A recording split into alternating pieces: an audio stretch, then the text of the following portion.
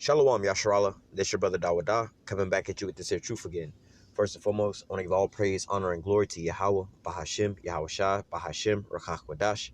Double honor to the apostles and elders of great millstone that taught us this truth never will. And salutation and much love for you, Aki, and pushing this truth and sincerity over the four corners of the earth and enduring afflictions to feed and edify the elect. So I want to jump into this here article, and we're going to have to, talk around a couple of different things, all right? And in this here lesson, we're going to be talking about, the famine of the word and the censorship, all right? But nevertheless, there are some hot topics in this here article that we're going to stay away from because as we're going to read in this here article, all right, this is what it's come to, all right? And we've been trying to warn you about these things and these times is coming. So you have to measure the times diligently, all right, in itself and see where we're at. This is not the time to take things for granted, all right? Because, hey, just again, measuring the times diligently, it's only but a short amount of time because, again, this is the hot topic. So it says, social media misinformation killing people. Biden says as White House doubles down on private censorship. All right. And, like I said, I'm going to just read the article. And we're going to just read some scriptures. All right. There's not any of my opinion or anything in this. I'm just reading and reciting. All right. Just narrating here. All right. Because we already know how to get down. It says President Joe Biden claims social media platforms are killing people with misinformation. All right. As his press secretary, Jen Psaki, made a case for deplatforming offenders across the ostensibly private networks. All right. And this is, what topic this is dealing with. It says they're killing people. Biden told reporters who asked him to send a message to platforms like Facebook. The only pandemic we have is among the untreated. All right.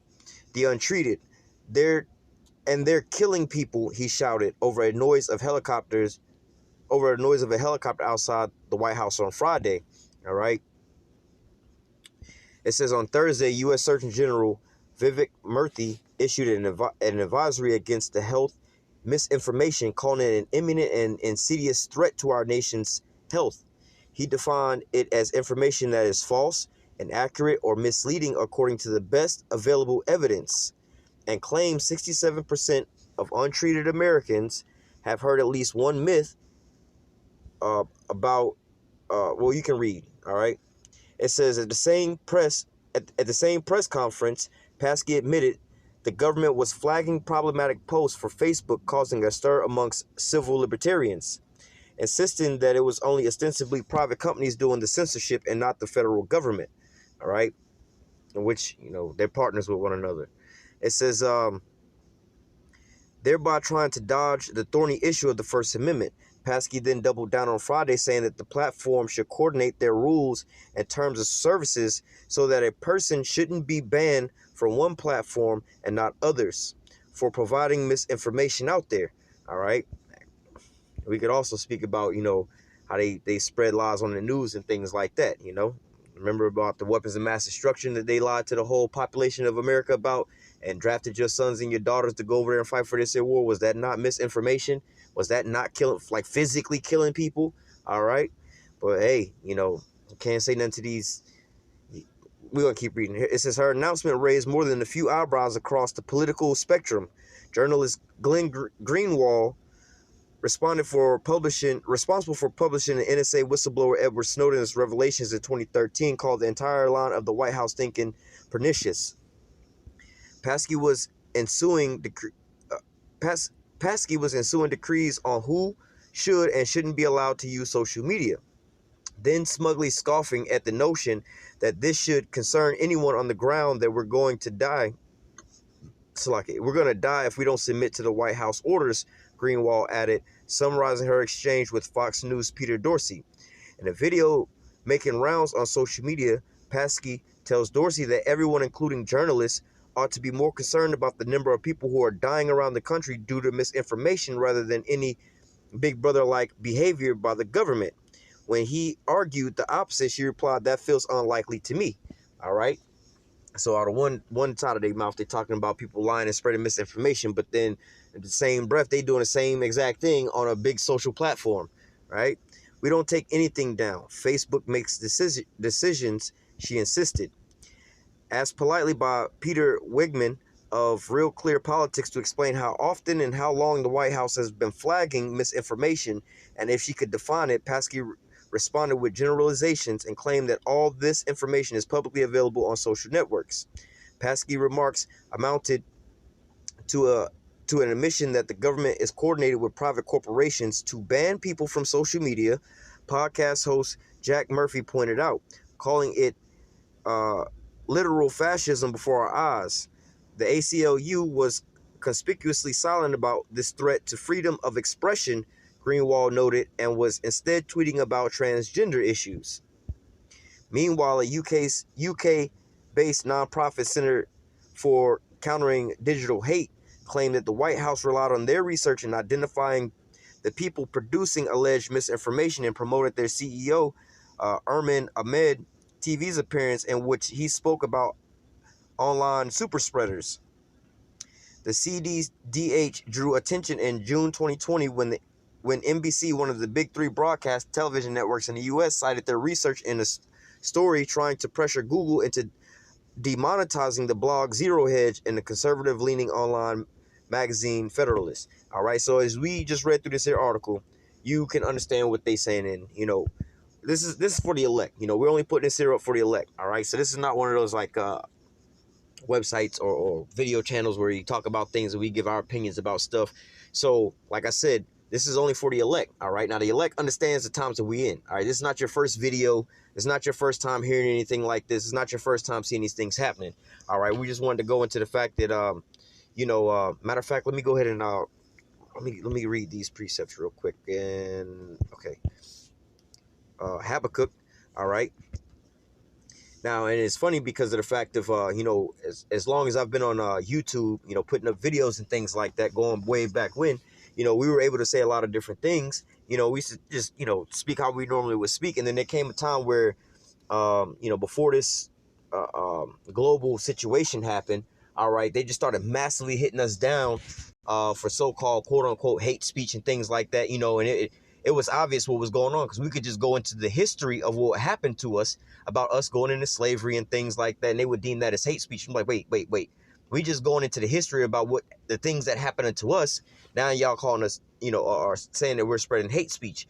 Or we will give you the history and the information, all right, on who, the biblical characters are today. All right. And there's one of those characters that we couldn't talk about, or they would flag our channels. All right. But now, with this situation is coming to pass, all right, which we've already been speaking on before these things came to pass, from years on in before these things came to pass, man. All right, we were talking about these things and give you this information out, according to, not really information. We were telling you the prophecies that was about to come to pass. This is the jobs of the prophets were to do, to warn you about these things before they came to pass. So, it's like, give me a second.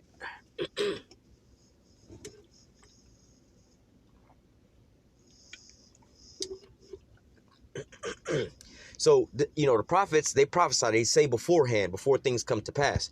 And this is what we've been out there doing. We've been letting you know about these things coming to pass. But now, let me go ahead and read this precept. Let me go back up.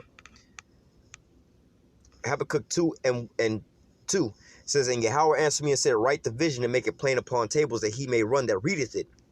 For the vision is yet for an appointed time, but at the end it shall speak and not lie. Though it tarry, wait for it, because it will surely come, it will not tarry. So we've been telling you about these visions before they even came to pass, all right? But now as the vision, and people called us, this is one of the major things that was like the separator and the divide of who actually has the truth and who don't when it comes to, the main One West camps, right? Because everybody was like, well, how come you guys can't get together? How come y'all can't just be one big group or whatever? Y'all all come from the same place anyway. It's like, well, because we don't all teach the same doctrine anymore. All right, that's why you have these divides and things like that. And one of the biggest divides that divide us from all these other camps was we were telling you, all right, about Revelation 13 and 16 on down and what all that goes into and everything like that, man. We was telling you how it was going to play out and everything like that. People laughed at us and scoffed at us. People used to even hate watching our videos because this is all y'all want to talk about, Revelation 13 and 16. This is the only thing y'all want to talk about, Revelation 13 and 16. And be like, it's June, ain't no chip. Things like that, right? But like the scriptures say in Habakkuk 2 and 3, it says, the vision is yet for an appointed time, but at the end it shall speak and not lie, though it tarry, wait for it. All right, so look, it didn't, at that point in time, it might have been so-called tarrying where it wasn't, you couldn't be able to see it, or oh, there's a little leeway for it. This could be it, that could be it, you know, this and that, you know. But now we're at the time, like it says, the vision shift for an appointed time. This is the appointed time for this here vision to be played out. All right. This is the appointed time for this vision to be made clear. All right. This is the appointed time for the vision to come forth and to speak and not lie. All right. Slakia.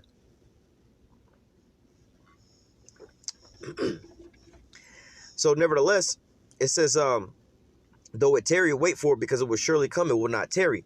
So now we're in a time now where the vision is clearly speaking loud and clear to what's going on and what things are and which camp was telling you the 100% truth from the jump street. All right. Because when it comes down to this, you know, this one major prophecy at the end all be all, you know, like the scriptures say, hey, if you take this, your ass is basically missile food, you know, just putting it flat out there for you. You know, this should be a big divide of who has the truth and who don't have the truth. But nevertheless, we have been telling you about these things beforehand, before they even came to pass, where people used to laugh at us, scoff at us, tell us, bro, y'all always talking about Revelation 13 and 16.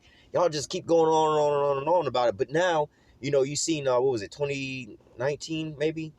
It was 2019 or 2020. All right, when they shut everything down because of the situation that went around the globe. All right, and then all these scoffers, they was what? They was silenced. They was shut up.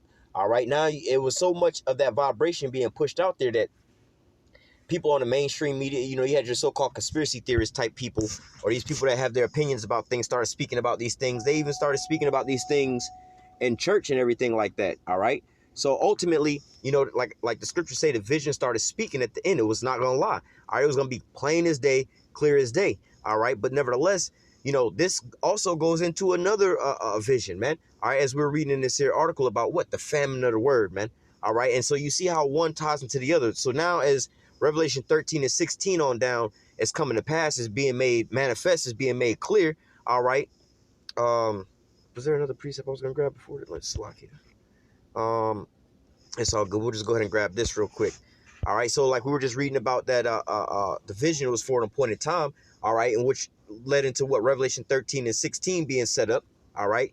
Now that's going to go hand in hand with this. It says, Amos 8 and 11.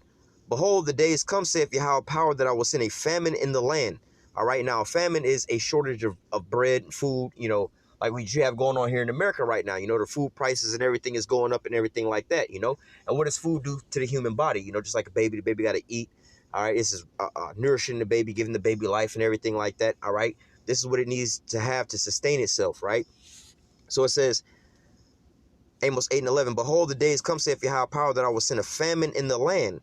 Not a famine of bread, nor of thirst for water, but of hearing the word of Yahweh. So look, like the scriptures say, man should not live by bread alone, but by every word that proceeds out of the mouth of the Lord. So we understand, you know, like I said, this is only for the elect, all right? Because this is, we're building up our faith, all right? And like the scriptures say, wisdom and knowledge should be the stability of thy time, all right? Blessed is he that readeth, with all that get understanding, all right?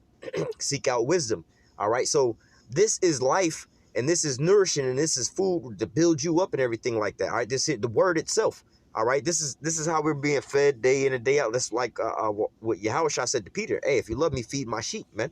All right, he wasn't really saying go out like, you know, we don't have no accounts of Yahweh just being a sheep herder, got in a bunch of sheeps and everything like that. Like, yo, man, I'm busy out here preaching the word. I'm gonna need you to go back out to the barn and start feeding the sheep and everything like that.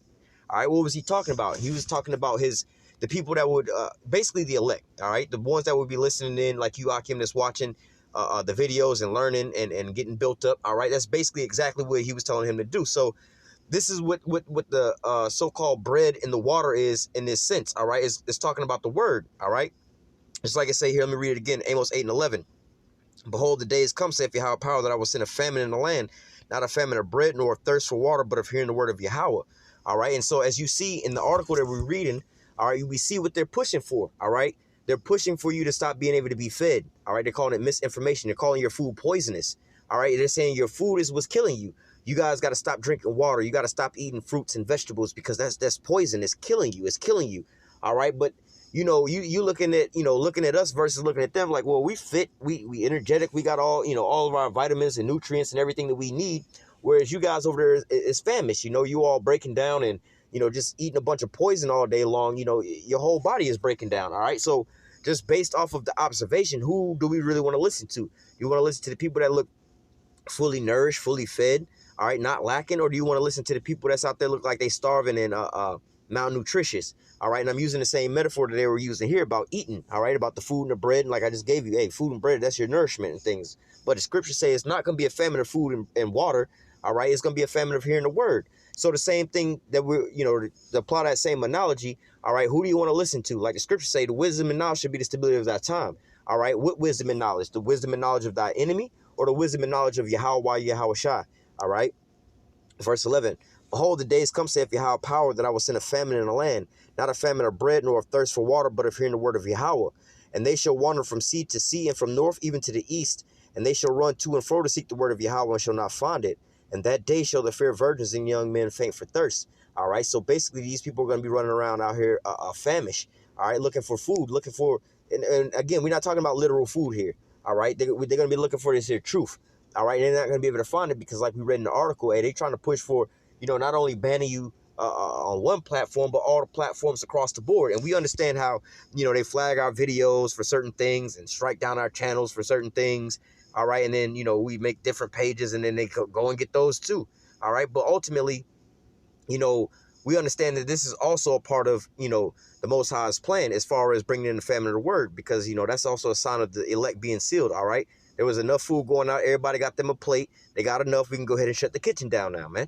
All right. And so this is the times that we're coming into, measuring the times diligently in itself, man.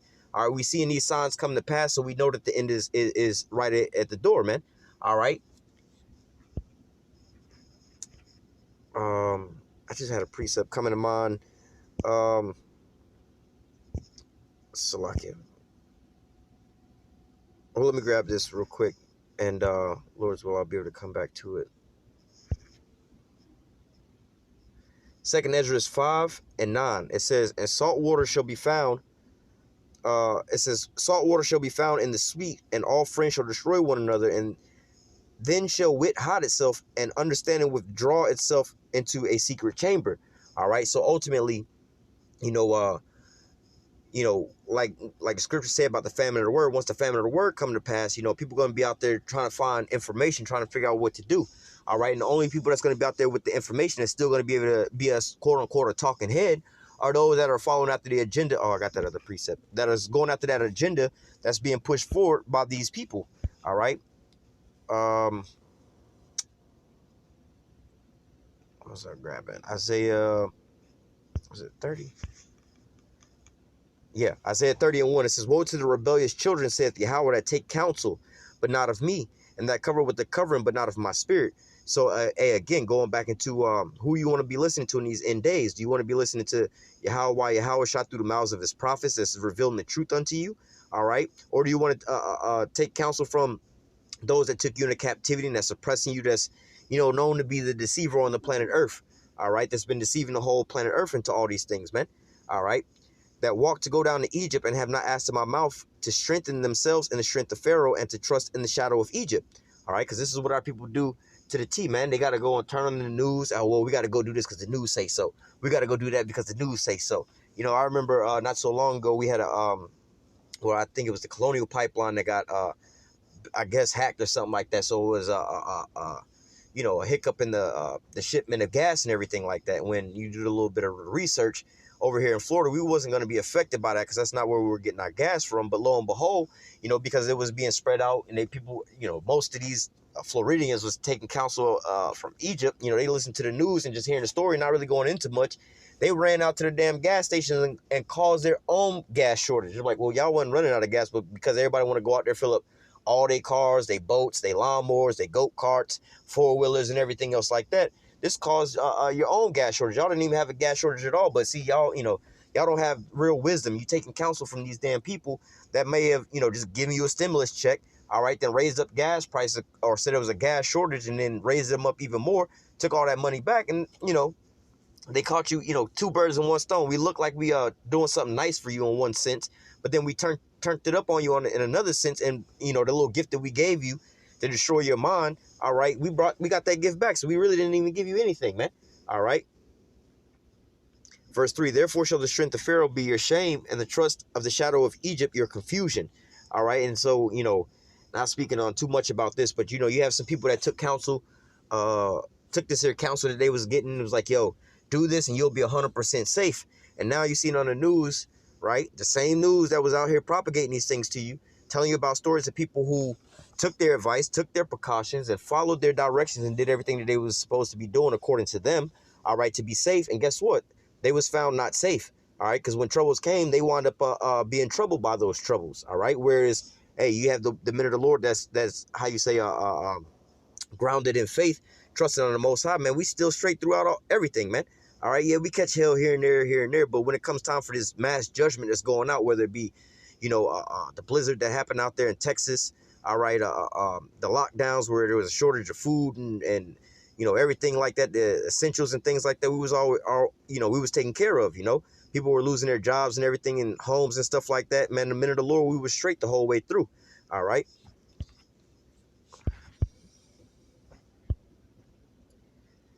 Let me go to